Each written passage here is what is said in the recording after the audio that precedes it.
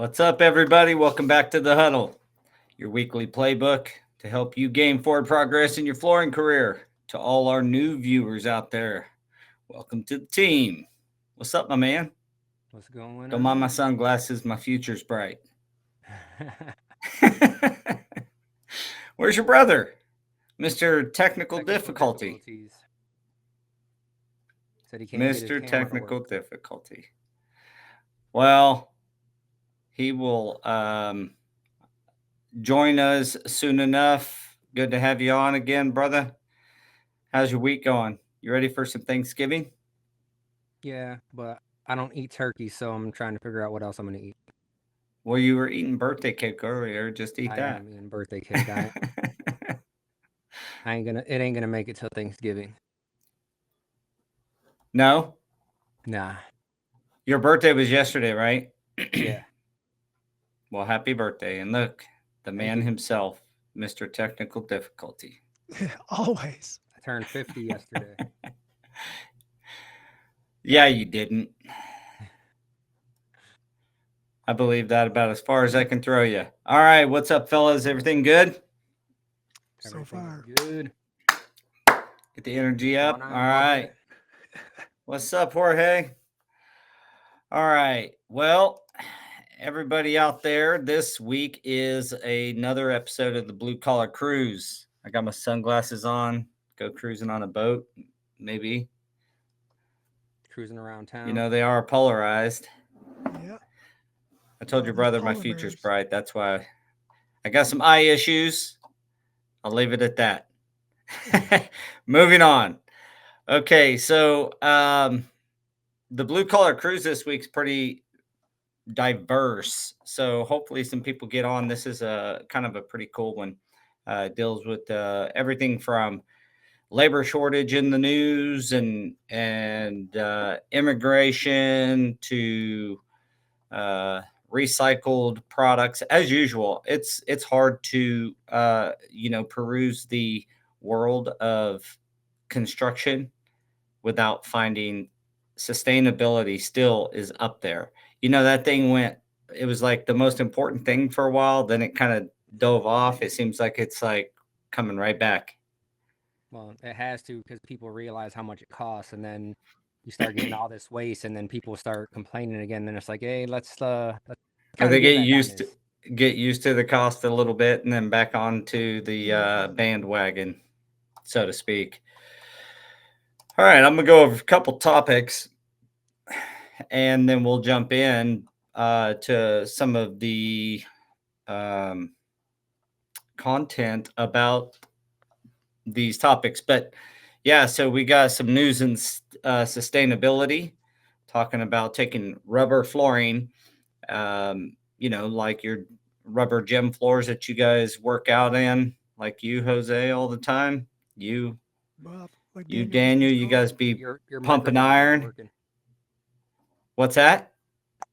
His microphone's not working. Mr. Technical Difficulty. Of course. Anyway, so we've got some sustainability from gym flooring being repurposed. So it's kind of a true, kind of cradle to grave. I think they call it true singularity with this manufacturer. We're going to go over the fact that a fifth of construction workers lack permanent legal status, and see if the new administration is going to change that or what they plan on doing about that. This is an interesting one. Being the founder of Go Carrera, and always the whole purpose of the scoring system that's algorithmically driven, and all the beauty behind it is to make sure that homeowners and business owners and contractors um, get the right level of skill on their jobs. And this says that 33% of homeowners surveyed would hire a questionable contractor just to save money. We're going to dive into that one. And then, if Like we have some working at time, transforming construction, the shift from compliance to compassion. This is someone's. This is kind of a opinion piece at a construction dive. The last thing that I really want to make sure we fit in is the FCEF announces a pilot cohort of flooring installation technicians course. So for all you out there who want to be flooring technicians, and FCEF has been doing a lot of good stuff out there. So, he's gone. His video's not working, huh? We're gonna keep trucking. Testing. Well, we can hear you. A You can little hear bit. me? All right. Yep, Barely. Boom. How about now? we can hear you. Can't see you. I turned the video off. All right. I'm going to get going on this. So on the sustainability makeover, or the news and sustainability, it says the topic reads LA Playgrounds get a sustainable makeover with Encore's upcycled gym flooring. So in this article from Floor Covering Weekly, it talks about repurposing old gym floors into durable playgrounds. I'm sure you guys have been on some of those. Have you? Actually, I should just ask, have you guys been on some of those like rubber playgrounds? Yeah, they're awesome. Dude, Yep. they have such high safety ratings. It's crazy. So this particular program is Encore or Ecore. Ecore True Singularity program. We sell a lot of Ecore rubber flooring, but this program focuses on reclaiming and recycle rubber flooring surfaces. So approximately 27,600 square foot of flooring has been recycled in this program so far, and it's transformed the surfaces of over 18 playgrounds in Southern California. So this is really to highlight how businesses can join forces and tackle environmental changes. It's kind of, you know, it's a pretty cool thing. Now, what is the number one thing we always talk about when we get into this recycle is picking up how do you get it over to Right. and do the stuff, right? You remember? That's always a challenging one. Can you guys hear me okay now? Yeah. Just eat I the just mic. wanted to make sure. Ah. Yeah, you got to get close. Yeah, the last time we had a whole podcast on this, the biggest problem, we actually had somebody on who was with the manufacturer talking about recycled materials and how to get it sent back to the mill. That's always been one of the biggest problems, was getting it back. I think Especially it still labor. is. Freight's Yeah. not cheap. Right? Yeah. Freight's not cheap. Labor's not cheap. The processes are costly when you're on site. You got to find places to store it while you're on site until a pickup arrives. I mean, there's a lot of logistics involved as well. Yeah, you got to have somebody who wants to do it. Then you got to have the backside of it. I can applaud the program and its aims to, keep rubber products out of the landfills. I'm all for it. But we got to have some easy ways to get the product back. I mean, it has to happen for any of these programs to, have an impactful business model. You got to have the recycled product have I don't know, a systematic way to get it back to the There you people. go. That's Yeah. my opinion. There's some their model, Ecore's model, shows how end of life materials can be reused, because flooring gets ugly, or it gets ugly colored, whatever. This is a good way to take that product at the end of its life cycle of flooring and turn it into something that can last another 15, 20 years. Not like the rubber's going bad. Usually uglies out more Right. than It than dries out a anything. little bit, right? But then that's when you just fucking repurpose it. Grind it up, make Yeah. it a baby catcher out at the playground. making some soup so that way you can catch the kids. Yeah, that's Yeah. that stuff is it is pretty sweet. I do find not anymore, but roughhousing on top of it.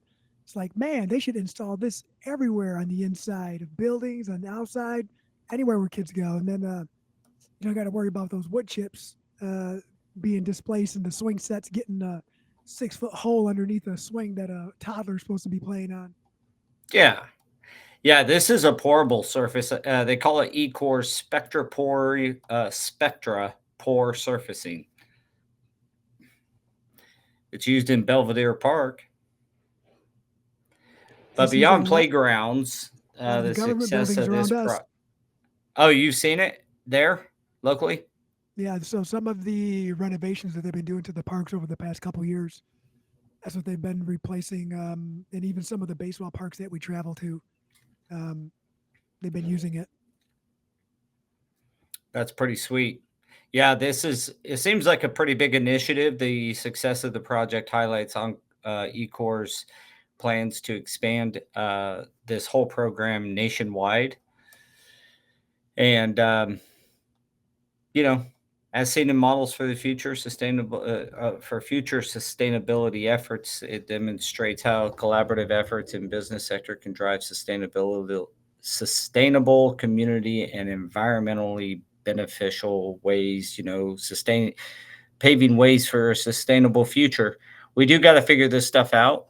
I think that the more that the manufacturers kind of get involved with helping retailers and dealers to be able to reclaim that product and get it out is huge. Jesus says Houston has too big recycling store for a pad, and they have tons of stock they can't send nowhere. Yeah, well, maybe they can figure out how to add carpet pad into this program.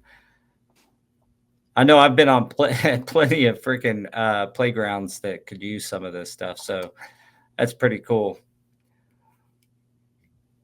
Yeah. All right. I don't know, man. It's just hard talking people into spending more money. Sometimes. I wonder what the cost of this is compared to, say, some other playground surfacing material. I see rubber a lot. I just didn't know that it was all I guess I don't know whether it's recycled or not, the ones that I've seen. Yeah, I guess I could say that. I'm assuming that the colorful ones are probably less likely to be recycled than all the all black playgrounds. But I don't know what the dyeing or coloring process is of the recycled material. Yeah. All right. Let's move on to the next. This says, this is under State of Affairs. A fifth of construction workers lack permanent legal status. It goes on to ask, can the next president change that? I would say the next administration, whether or not that's true. So let's read through some of this together. It says the U.S. Construction industry is grappling with a major labor shortage. We've talked about that plenty and talked about all the issues around that. It's exacerbated by immigration issues, particularly in as the 2024 election brings immigration policy to the forefront. I mean, that was one of the biggest, I would say, battling ideals in the election. An estimated 15 to 23% of construction workers lack permanent legal status, creating both an open secret, I would say that's an understatement, and a complex dilemma for contractors. So, the funny thing is, we can't hire illegal, undocumented people. Any other jobs we do, or most of the, particularly government work, we have to provide an I-9 and all this documentation that they are of legal status. Now, this isn't saying they're of illegal status. It's saying they don't have permanent documentation. But either way, have you guys hired any people or tried to work with any people that are undocumented? or I think lack permanent legal status? I think that the paperwork is going to be way too confusing for us to even try to mess around with that. So Daniel handles all of the employee documents. So that's a better question for him. But it, we're so Well, small. I can tell you that we don't have the capability of doing so, and nor do we want to try to monkey yeah, I around know and the try to answer. get The there. answer is no, because you're not Yeah, Yeah, going to get in no. trouble for Right on hiring our yeah. undocumented people. You can't. right on our application, that's one of the questions is, are you able to work in the United States, right? And like legally. And to be honest with you, like they answer truthfully, and some people are like, no, I'm not. But that's where our industry is, that 1099 culture. That's where that That's where stems a lot from. slipped through. I And think people it's also just, where it pushes a lot of people that direction. yeah, because I've seen it, and it's not even just illegals that want to keep it that way, or the people that can't, work here legally. It's people that don't want to pay child support and are trying to hide from something. It's always someone that's trying to hide from something. Yeah, that whole 1099 thing, I don't know quite how to deal with that. I mean, it has to stop at some point, but it doesn't. At right now, you can 1099 your heart away. you know, Well, I like believe based off of what I've been told, there may be they're talking about doing some revisions to like employee classifications because of some of the policies that are going to be implemented here after the turn of the year. Um, so they're going to be looking at the 1099s to see if they can revise and recategorize employee versus 1099.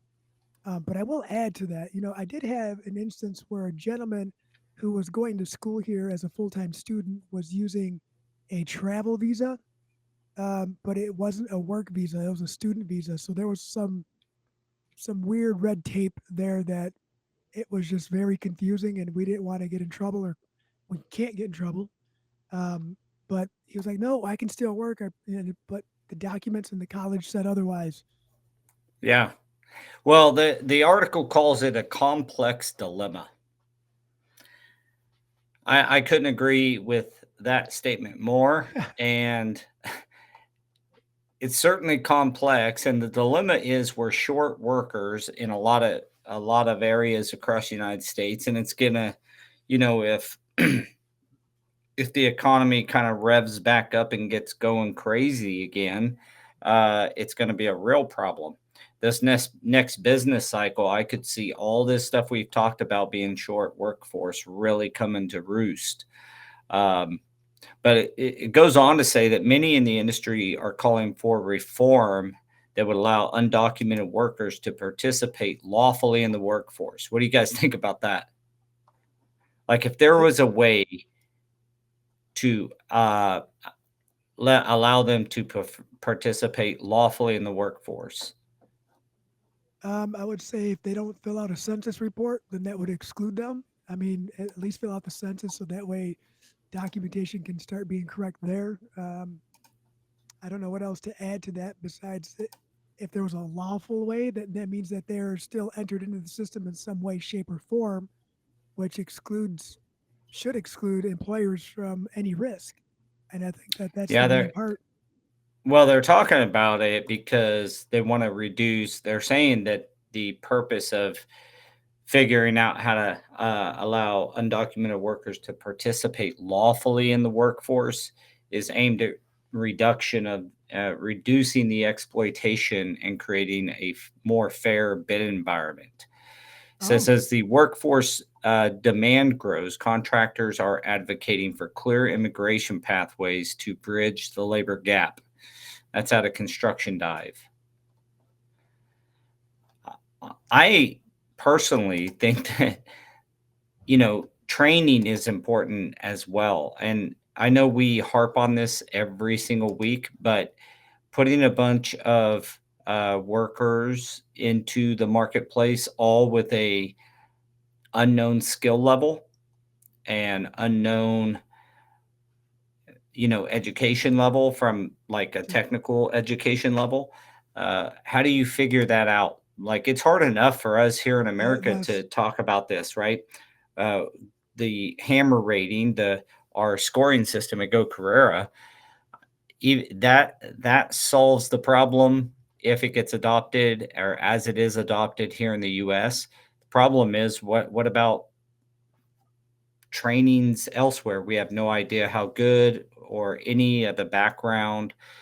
Um, there's a lot of people who are still spot setting tile stuff like that, and it's from like India and And they the have Middle videos East of and it, right? different areas where they And that's spot just set how they, tile and stuff. yeah, they have That's how they those were trained. videos, and yeah, and that's just how they do it over there. Yeah, it's not that it's bad. It's just it's not the way that the NTCA or our the Ceramic Tile Education Foundation, so any of the uh, TCNA standards that America runs off of for proper tile installation. It's just not, not done. so you made a What's next, good point Dan? there. Business know-how would help eliminate workers being taken advantage of or taken advantage Yeah. of. I think So that's being really taken advantage of. you made a good point there though, Paul. So like if they go back and say this thing does get implemented and people do get allowed to participate, right, in some way, shape, or form, what they're going to have to do is they're going to have to put some kind of process in place in order to give them that rating, that scale, so they know their placement in the workforce, which in turn is going to require more on our end as well because we're already involved, and we should all be subject to the same guidelines. And if they are creating additional guidelines, especially for the flooring industry, that could definitely help us uh, in the long run, but it is going to flood the market with individuals who are capable and who have had education. But it's going to help us in the long run because it's actually implementing the kind of structure that we've been lacking. I personally think that it'll help in the rating system. We are going to be renaming the hammer rating, but uh, more to come on that in the future. But um, it's going to flood the market with plenty of lower skilled workers. That means you guys who are on here watching this podcast or partake of it on YouTube later or whatever, you better understand that you're going to have to be able to prove that the difference between you and somebody else, and that is the entire purpose of the rating system. And so I would encourage everybody to get your hammer rating. Will be again, it'll be rebranded in the future, but at the end of the day, it's the same exact rating. Um, this here says the industry faces a daunting need for nearly 454,000 additional workers in 2025 alone. The Associated Builders and Contractors Chief Economist, argues that programs allowing undocumented workers to obtain work visas will help fill this shortage. Additionally, construction organizations like the ABC and the AGC are pushing for the expansion of the H2B visa program, which provides temporary work visas. The current gap of 66,000 annual visas is seen as insufficient, especially since the U.S. construction activity is projected to increase. And I believe at the previous blue collar cruise, when we were talking about the increases, it was like a 7% increase. So that would exasperate this problem. Personally, I think that we need to bring them in, get them trained, and let's go. That's my stance. At the end of the day, there's a lot of work. There's a lot of citizens that are in even here in the U.S. that just don't have any technical skills. They couldn't turn a wrench if you made them, and people who are willing to learn a trade are often your immigrant population. And I say, let's get them in here and get them trained. And I don't think they're going to drive. I think I seen a note said Yeah, somebody said it's going to drive. drive labor pay down, not a good thing. I don't know. They still have to do good work. If we train them and we incorporate them into our, you know, quality standards of quality, I guess is the best way to put it. Like people, although we are getting ready to talk about 33% of homeowners who will Right. hire questionable contractors But that's to the save other money. thing So too. maybe he's right and I'm completely wrong on that. But Well, if it follows some kind of structure, then it can be beneficial, right? But if it's just free willy nilly, they can do whatever they want, and they don't have to follow the same guidelines that everybody else does. Then it's going to be a problem, and if it gets well, that's a funded. problem I do see with the way that the AGC Yeah, and the H2B program is literally just like get them in here and get them put to yeah. work and let the There's no companies figure out how to use them. there's no is there a path of progression for it? You must start at point A and then point B and then point C and then at point D we let you Well, free. You know that's what I what I was gonna mean? say. Because even locally, we've had meetings, and not just like this issue, but just the labor in general. And there's too many of our competitors around here, right? They don't care. They're just like, just give me a body on the floor. I don't care about their training.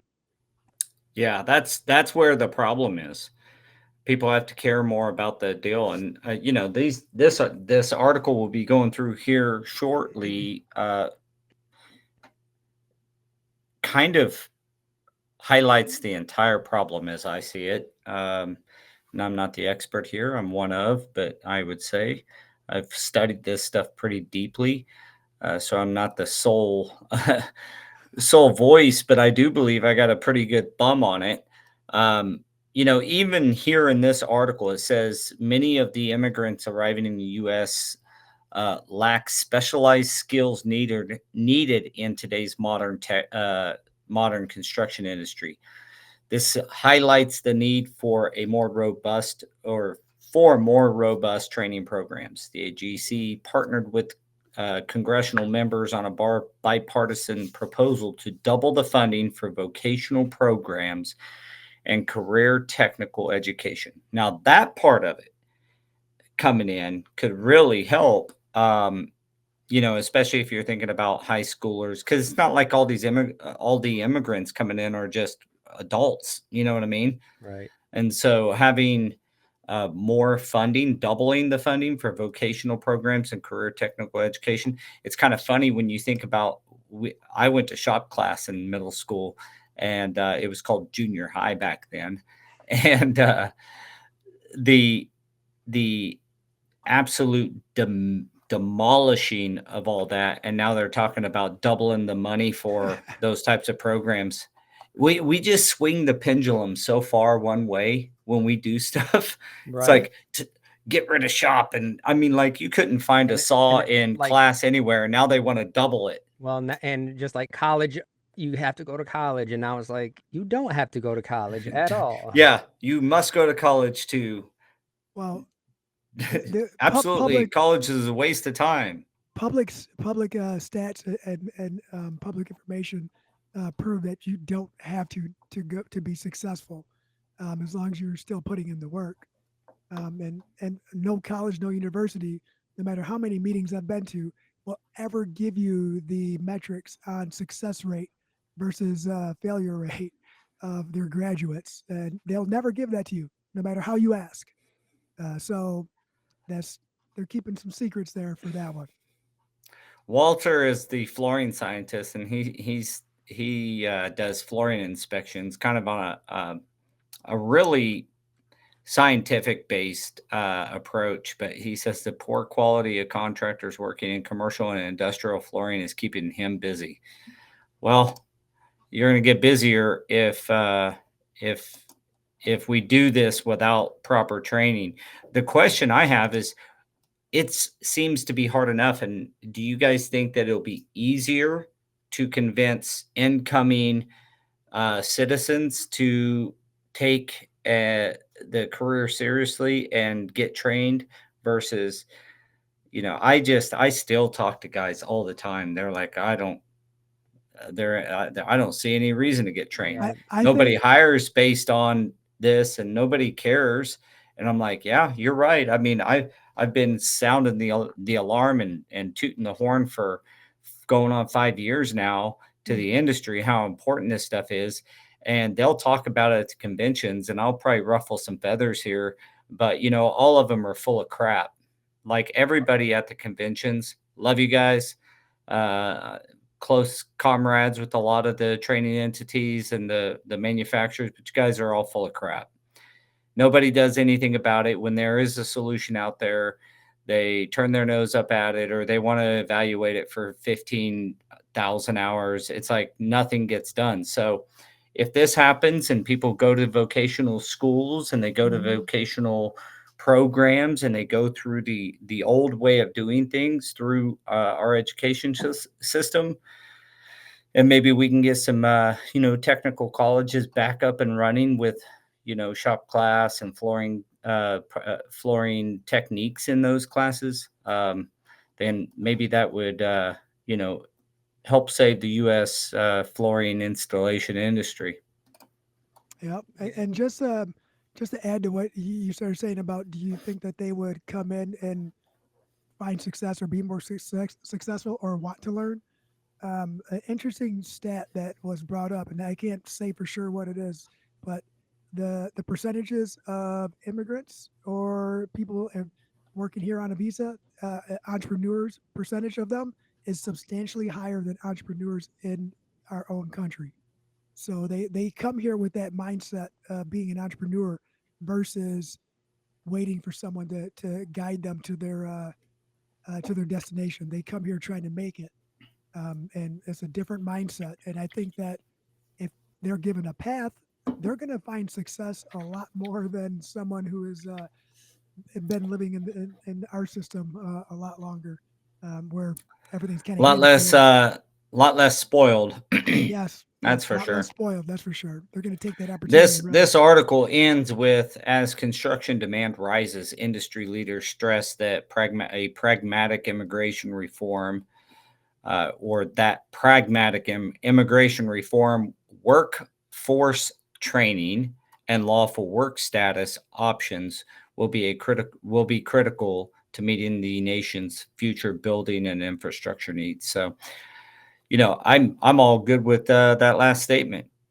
A good, a pragmatic approach, and with workforce training. Could you imagine if they had to go, they kind of pick their deal as they're coming in and they go through 8, 10, 12, 14 weeks? I would think the FCEF should, one of the, in my mind, one of the shining stars out there trying to do as much as they can possibly do in the workforce training world. If they hear this, I certainly hope they reach out to the seniors at the AGC and the ABC and see how they can get involved with maybe putting a immigration workforce training program together for flooring. Because if we've gotten 20 million new immigrants into the United States, and who knows how the current or the new incoming administration is going to deal with all that. We've all heard the sound bites, but reality is often a little bit different than what people say on camera or on TV.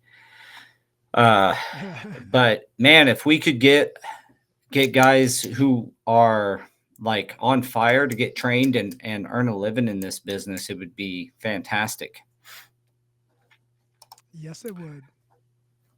So I set this up particularly in this manner because the very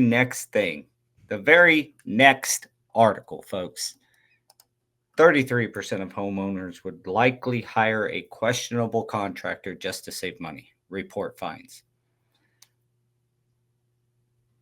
I'll leave it there. I'll leave it there. That's like, so it says a recent report reveals that about 1/3 of homeowners surveyed are willing to hire contractors with questionable reputations to save money on home renovations and repairs. That means 33, one out of every three people are willing with a questionable contractor to let this person in their home? That blows my mind. It blows my mind. So it definitely blows my mind because of the industry that we're in, I right? think Because homeowners should know exactly who's in their home, but how good but they are, and that they're going to do a good project, good it, product for them. if I were to tell you that I didn't look at Timu and entertain purchasing some of the items I've seen off of there because of the cost, I'd be lying. Have I purchased anything? No, but Are you I talking look about at manufactured goods yeah, I just versus talk letting about somebody into your home? in comparison, brother. In comparison, Yeah, talking I about hear what you're saying. judgment calls. I'm not talking about apples to apples. Well, But this goes on to say that and a questionable contractor. So let's define that as somebody who may not be honest about pricing, overstates their skills. That's number 2 on this list. Delivers poor quality of work. Number 3, or fails to show up for jobs. Number 4. Like these are all the things that we have been aiming to rid this industry of.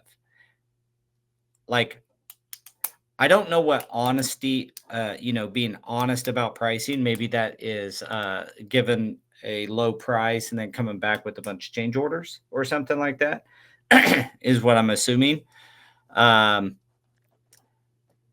that is probably not the best business practice for sure. However, I would say that that is derived from guys that is um, uh, it's made worse by people who good guys having to compete about against crappy guys or crappy contractors. So the good contractor has to beat this guy's price, and then the only way he can beat that guy's price is to bare bones it and then change order anything that is unforeseen. They can't use, you know, if you're watching this and you're a homeowner or you're a commercial contractor, you must understand that people cannot use their expertise in their industry to put your bid together if they're having to bid against somebody who has no industry expertise. or standards. They might have all the knowledge, but not the standards or the requirement by their employer. And Well, the point, you get my point. Like yeah, if you yeah, don't know how to do it, you're going to bid it crappy. If I'm bidding against you and I do know how to do it, I can't use that knowledge. If I do, I might as well just sit at home and pet my dog because I'm never going to win any work. So I can't yeah. use my expertise against a contractor that has none because I will blow my I might as well not bid the job. If I start thinking like, okay, it's a second floor bathroom, all second floor bathrooms should have waterproofing under ceramic tile, for example. Uh, well, the specs don't call for it. You know what I I, mean? I waterproof my bathroom, and I just put LVT in there. You get my point though. Like Yes. it's all exasperated by the problem builds on itself.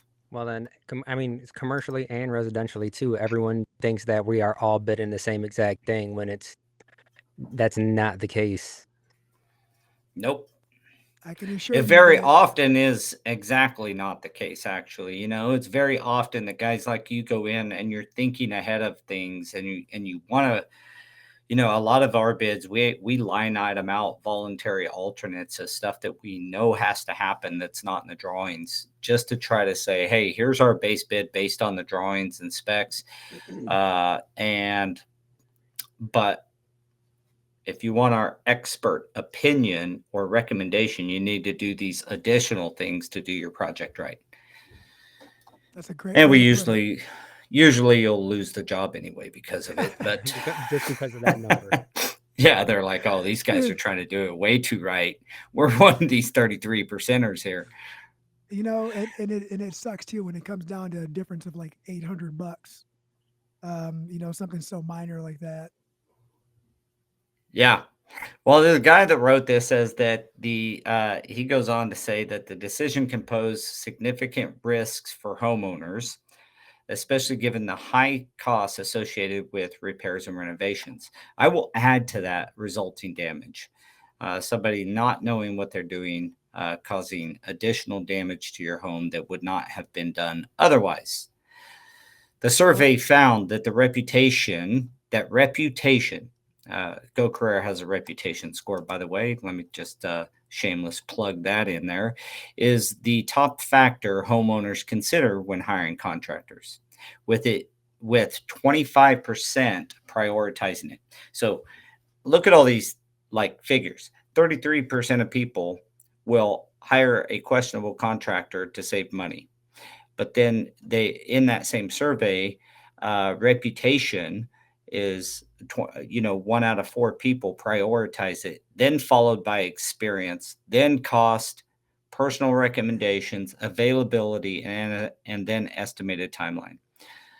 So all these metrics are should be tracked on a contractor, in my opinion, on how well they're doing, and somebody ought to be able to go to a public, you know, centralized place to see how someone's performing in those areas. But um, yeah, it's kind of contradictory if you say that 25% of homeowners prioritize reputation, but then You're a questionable contractor. yeah. So, Maybe it's reputation that gets the company in the door, and not knowing what contract. well, I think it's the yin and I think it's Yeah. the yin and yang of the argument. Well, that, like John says, he says his client got 3 bids from electrical companies. The big company with 20 plus employees was around $2,000. A small man in a van guy was $800. And I mean, overhead is real, guys. Like, it's a thing. And that's kind of what you get, though. You're getting that reputation, and you know that this company isn't going to go anywhere. And if anything goes wrong, you can still go back to him and be like, hey, this isn't right. That guy that's charging $800, could he do it right? Absolutely. But if anything happens to go wrong, is he going to stand behind his work, or is he already, that taillight warranty type of person? You never know. Does he have the same phone number? I was talking to somebody earlier, going through some lists on Go Carrera and noticing guys that had changed their phone numbers, like just different phone numbers. I'm like, in my experience, the better guys have their number since 1995 or so. Like they keep the same phone number. Guys who, Still the if same you phone have a number new, from when he had a Nextel. yeah, Mine- if you Yeah. if Yeah, you have a 100%. different phone number all the time, any of my fellow flooring contractors out there listening, if you got a sub that's always changing his number, he's probably changing it for a reason. Well, this is this topic runs deep. I think there's a lot of stuff that can be derived from it. But Angie Hicks, who's the co-founder of Angie, the old Angie's List, this kind of cracks me up. Says she suggests that homeowners would be better off hiring a new contractor than one with a dubious reputation. Yeah, Yeah, I mean, no doubt, no duh. I mean, there's a lot of common sense in that sentence right there. Just gonna throw that out there. Yeah. Well, I get it. You want the best deal, but really that's what you're trying to get. Most people want the best deal. To get the best deal, you got to John's know nuts. that you got the same thing. What's he say, Burner? I got 2. Yeah. One for work and one for play. Hey, bro, you know where I came from? Burner means something else. As communities grapple with recovering efforts from all these storms, so we all know about all the hurricanes and stuff, homeowners are advised to be particularly cautious when hiring contractors. The importance of selecting a reputable local company, especially for critical repairs like roofing, that must withstand the test of time. It is crucial for homeowners to conduct thorough due diligence, ensuring the contractors that they consider are certified and have solid reputation in the industry. I'm telling you what, let's go. This is all preach the word there, article. We've been saying this for how long on the huddle? By taking these precautions, homeowners can reduce their risk of falling victim to contractor fraud, secure, reliable services for their renovation and their repair needs. You know, Yeah. that ties into a couple of years ago in our area, there was a lot of fraud going on where contractors were taking down payments and then running, and they were being hired off of the list place, and then both Craig's and Angie's, and then I think I see things now on like Facebook Marketplace, but there was a lot of that going on, and they were doing like the Fox 17 problem solvers over here, and they would go to knock on these people's houses like, "Hey, you took money from so and so. How come you haven't done the work? Are you going to give the money back? How come you haven't been there?" And it was like that was crazy to me. Like I can't believe that was being done. It happens all the time. I know it does. And homeowners, the fact is that the construction industry used to be able to tell when somebody was good.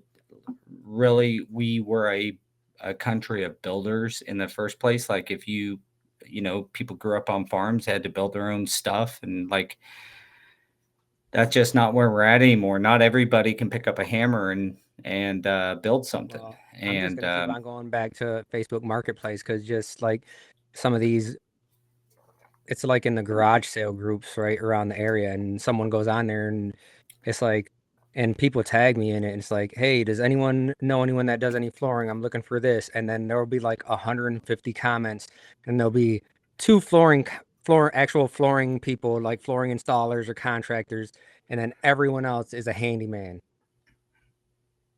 yeah, That was if you go back to COVID, that was the rise of the DIY and kept a lot of inspectors busy, and then they went back. we had some fun with the DIY episode. If you guys are watching missed that next one, you should get you did on and miss watch that. it. That was fun.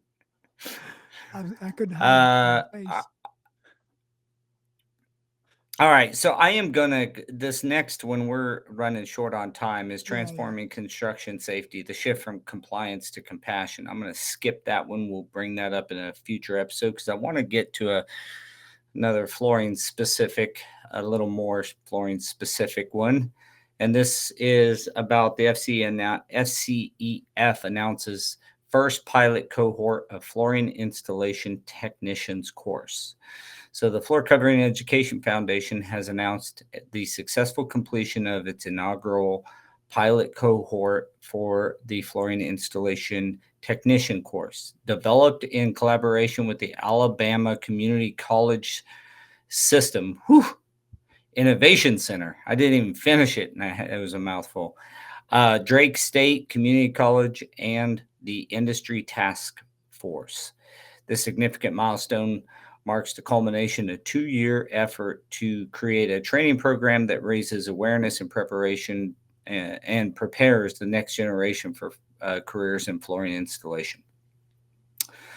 They had their graduation ceremony at Drake State on October 11th. The achievements of 5 students who completed the Skills for Success flooring installation technician course. The program combines online education with hands-on training in a lab environment, so like in modules, providing participants with particular skills, recognized credentials that equip them for in-demand jobs. There's no doubt the jobs are in demand, and hopefully you guys get on the jump start and hire some of these people as they come in. John's comments like that need to have the shenanigans declared. Everyone needs to get them and beat them down with broomsticks. All right, John is getting down. And then he follows up with hell yes, I helped with this. Well, it was the first one was on the other topic that we were on. Yeah. It's not the same topic. To beat any of these kids down with broomsticks. Yeah. No, but like I said earlier on, it's pretty cool for the FCEF to continue to push and try. I mean, you just got to keep pushing, keep trying new things. I think Rollin is 100% correct here. You need to help them to get more funding. We also need to help get the students placed because that's the throughput on the on the promise. Once you start doing that and you get people trained and then they get a job in the industry, now we're talking about a way that people can see a future. And funding is always going to be a topic of discussion. It's one of those things that is really difficult to solve. The industry is about a 26 to $28 billion industry from a wholesale flooring perspective. So around, I guess that's arguable as well. But essentially, there's about 20 mid 20s to high or mid 20s to high 20s in the billions of dollars of material sold in the US every year. So there's no doubt that where the bulk of when you consider this is predominantly with, say, 5 or 10 manufacturers, not like it's spread out across hundreds or thousands. This is these big entities, and I've worked with some of them, and they're really hard to work with. I mean, it's hard to get anything done, and for them to take a step forward in improving the industry. Everybody talks a big talk. Very few people walk a big walk. I mean, It's always talking and I got you get you with this person or get you with it's just you go down a rabbit hole for a year with people and our industry just really, I feel like, lacks accountability and leadership in those areas. But that's I just thought with me. the FCEF, announced was that 2 years ago now, right? When it was some of these manufacturers given a penny a square foot, and that stuff adds up. I mean, if every manufacturer did that, Yeah, a penny a square foot, I think there's a manufacturer that is doing that. And that I think could change the industry if everybody would just do a penny a foot. They have no problem charging us extra fuel surcharges. No kidding. Right. We all know what that was like or is like, but I mean, I think Rollin is referring to people hiring. Everyone says that they need installers, but then don't hire them. And like even with us, we see that too. And they will call us, "Hey, man, I'm in a pinch. Can you do this?" And then they lay out some pricing, and it's like, "I can do it for this," and they're like, "Okay, never mind. We'll find someone else." I think the big problem about the hiring part is there's just I've said it 1,000 times if I've said it once. Like, you got to know that you're getting a superior product. Like, you buy a Mercedes Benz, you're expecting to spend more than if you buy a Hyundai. Period. Yeah, you just are 100%. expecting to pay more, and it's because the reputation, the clout, all the stuff that goes along with it, with having it, the superior quality of having that vehicle. The same thing has to be done in most industries, and most industries have, in the construction world, a lot of the ones we all talk about and respect have licensing or certifications or schooling, or you have to have certain statuses for you to be able to do that job. And bottom line is there's not a barrier of entry into flooring, and so there has to be some scale of measurement. But of course, people have to adopt the scale. People have to, and if not one that's out there, make one. do something. Like, if you don't want to, if the one that's been. And not only that, we need to stop pushing the whole 1099 on everyone and realize that there's a place for the actual W-2 employee, that's the only employee that is legit, right? There is no such thing as a 1099 employee, and then they that's can not build their a true way up statement. to being their own boss if they want to. But it's developing those skills from an industry or from a something like the FCEF, going through that, working with someone, and then after a few years, maybe it's like, hey, I want to try my hand at this, and it's like, I mean, no one's ever gonna I don't know if no one, but we wouldn't be like, hey, no, you gotta stay put, man. Unless they really needed to. Like, we'll be honest with you. We've helped hourly guys go subcontractor. The bottom line is they need to be prepared. There should be a stair stepping of this deal. If you're going to be a flooring installer, you should work for somebody for quite a while and learn the skill. There's again a very effective way of gauging skill level out there. Everybody knows about Go Careers hammer rating. It's just not widely adopted by manufacturers, but the bottom line is, at some level of that skill, and I've personally invited manufacturers to state, like, let's come up with what level. If it's a 2 rating or a 3 rating, says I'm a journeyman or I'm an apprentice at that point. I'm a full apprentice. I'm a past helper. I'm an apprentice at this level. I'm a journeyman at this level. I'm a master at this level. And you could easily do that and solve the first part. And then what's that? And then you could, if you wanted to go be a subcontractor, we lost one of our cohorts here, Daniel. But if you wanted to be a subcontractor after that, then you go through some type of business training and or go to school, go to, one of the things college is pretty good at is teaching some business courses. You can take a business administration, some level that you have to prove that you are that to get a business license or something. Then that would solve it. But we don't want to put these parameters in as an industry. It's clear to me there's a bunch of talk about it, but not a lot of doing. So that's my rant. John's comment right here, it just kicked me off and made me sign in again for some reason. So I don't like you. What's he say? He says with subcontract model, there is no motivation to train new installers. And I think what you look at in an industry is that it's the way it is because of most of these installers want to work by themselves or no one wants to work with them. Yes. Yeah, the subcontract model is there because of multiple reasons. One is risk on the company. You can divert. You can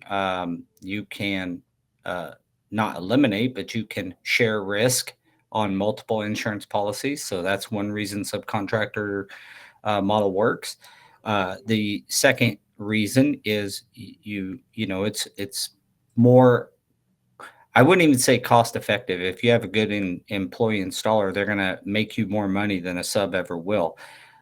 But the fact is, you already kind of know you can project your costs better. That's why those models work. That's what. And then in downtimes, when a retailer, for example, that sells sells retail flooring, when they hit a low point in the season, they don't have that. They don't have to lay off and have this big workforce that they're trying to keep busy, and so it can be beneficial. It's just the individual installer should be skill tested, period, and then they should be hired based off of those skills. It's real simple. Like, and I understand where John's coming from too, because I don't go rent a car then go buy new tires for the car. I don't do that. But at the same hand, on the other hand, is you're borrowing a car and you know that those tires aren't going to last the 3 days you need it. You have no choice. You got to make sure you get to point A and B. It's probably the worst analogy ever, but couldn't think of anything else. Well, that is going to do it for the Blue Collar Cruise this week. There were some really cool topics. Hit us up on Spotify, YouTube, and Apple Podcasts, or anywhere you get your podcasts. If you catch us, please give us a like, subscribe, give us a thumbs up. We're the highest rated flooring podcast in the industry.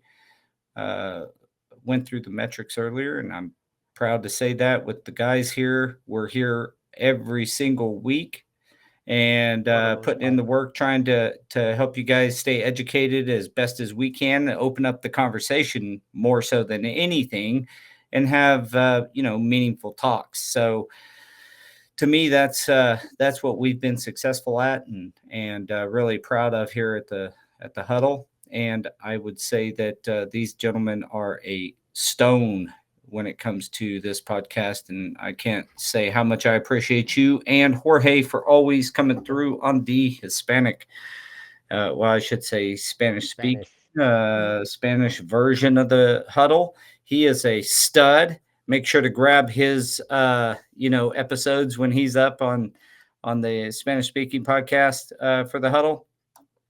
In fact, Jorge just says sometimes you need for things to fall in order for the manufacturers to be pressed with the problem. If retailers can't hire more guys to push, they will close down and no carpet comes out of the mill. I think at the end of the day, what he's trying to say is that, it's tough to keep everybody busy all the time. Retailers, we have to put in good quality product for people to still want to buy the product. I forget who said it, but flooring has no value until we touch it. And when I say we, I mean the installer. Till we put it in, it has zero value. Until it's installed. It doesn't do no good in the rack. It does no good out in the driveway. It only becomes valuable when it's in your bedroom or your house and or in your facility of some sort. So we are the value creators, and we need to start acting like it. As an industry of installers, we need to start acting like it and hold each other accountable that way. So I appreciate everybody coming on and all of the interactions and live viewers. We had a lot of live viewers today. So again, if you catch us on any platform, make a comment, let us know what we're doing great. Let us know what we're not doing great. To everyone you know. Share it to everybody you know, even if they are a flooring guy. Especially if they're a flooring guy. Thumbs down, guys. I got a bum shoulder. Thumbs down, thumbs up. All right, guys. Well, thanks again. Love you guys. It was a pleasure hanging out. And for the audience, we will catch you guys next week. Sir. All right. Thank you, everyone. Oh, wait a second. Happy Thanksgiving, everybody. Oh, yeah. Turkey, Everyone have a great Thanksgiving. Everybody have a great Thanksgiving. See you guys.